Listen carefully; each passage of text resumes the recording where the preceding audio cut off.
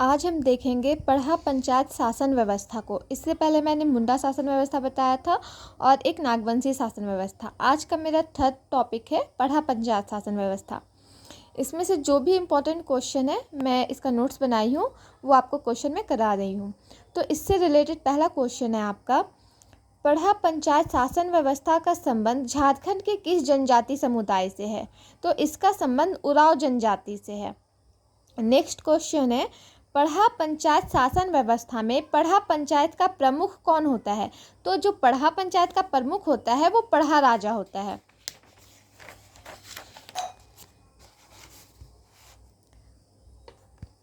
Next question है, उरांव जनजाति में ग्राम प्रधान को किस नाम से जाना जाता है? तो उरांव जनजाति में ग्राम प्रधान को महतो के नाम से जानते हैं। नेक्स्ट क्वेश्चन है, पढ़ा पंचायत शासन व्यवस्था के अंतर्गत कई गांवों से मिलकर बनी अंत ग्रामीण पंचायत को क्या कहा जाता है? यानी कि कई गांवों से मिलकर एक पंचायत बनता है, उसे पढ़ा कहते हैं। नेक्स्ट क्वेश्चन है, महतो के पंचायती आदेशों को, यानी कि जो गांव का ग्राम प्रधान होता है महतो, उसके आदेशों को जो आम जनता है उसे उसके तक पहुंचाने का दायित्व किसका होता है? यानी कि महतो के पंचायती आदेशों को लोगों तक पहुंचाने का दायित्व किसका होता है? तो यह मांझी का दायित्व होता है। नेक्स्ट क्वेश्चन है, पढ़ा पंचायत शासन व्यवस्था में पहनई भूमि से क्या आशय है? तो इसका अर्थ है पाहन को दी जाने वाली भूमि को पहनई भूमि कहा जाता है।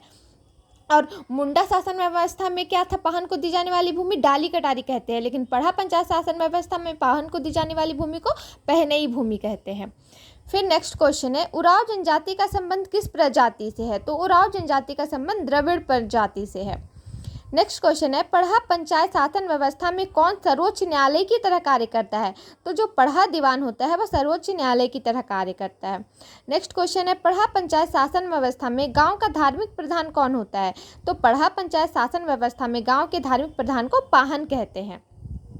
नेक्स्ट क्वेश्चन है, पढ़ा पंचायत शासन व्यवस्था में जिन मामलों का निपटारा गांव के स्तर पर नहीं हो पाता है उसे कहाँ हस्तांतरित किया जाता है? तो उसे पढ़ा राजा के पास भेजा जाता है। नेक्स्ट क्वेश्चन है, पढ़ा पंचायत शासन व्यवस्था में बैगा का क्या कार्य होता है?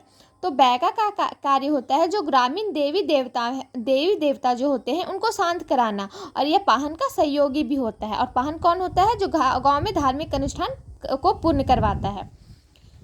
अब ये था मेरा पढ़ा पंचायत शासन व्यवस्था। इससे जितने भी इम्पोर्टेंट क्वेश्चन थे मैंने वो करा दिए हैं। अब मेरा नेक्स्ट टॉपिक रहेगा मांझी परगना शासन व्यवस्था। तो सीक्वेंस वाइज आप पढ़ते जाइएगा, आपका कंसेप्ट क्लियर होते जाएगा।